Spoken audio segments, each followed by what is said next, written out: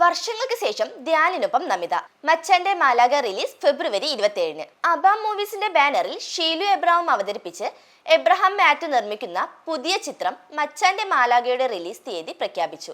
അബാം മൂവീസിന്റെ പുതുവർഷ റിലീസായി ഫെബ്രുവരി 27-ന് ചിത്രം തിയേറ്ററുകളിൽ എത്തും. അബാം മൂവീസിന്റെ 13ാമത്തെ ചിത്രം കൂടിയാണിത്. ബോബൻ സാമുവൽ സംവിധാനം ചെയ്യുന്ന ചിത്രത്തിൽ സൗബിൻ സാഹിറാണ് നായകൻ. നായിക നമിത പ്രമോദ്.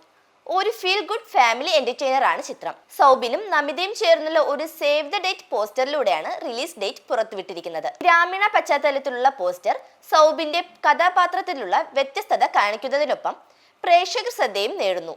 ധ്യാൻ ശ്രീനിവാസൻ, ദിലീഷ് പോത്തൻ, മനോജ് കെയു, ശാന്തി കൃഷ്ണ, വിനീത് തട്ടിൽ, ആര്യ, ആൽഫി പഞ്ഞിക്കാരൻ, ശ്രുതി ജയൻ, രാജേഷ് പറവൂർ എന്നിവരും ചിത്രത്തിൽ പ്രധാന വേഷങ്ങളിലെത്തുന്നു. സാമൂഹിക പ്രസക്തിയുള്ള ഈ ഫാമിലി എന്റർടൈനർ നിരവധി വൈകാരിക മുഹൂർത്തങ്ങളെ നർമ്മത്തിൽ ചാലിച്ച് കുടുംബ പ്രേക്ഷകർക്കായി അണിയിച്ചൊരുക്കുന്നത്.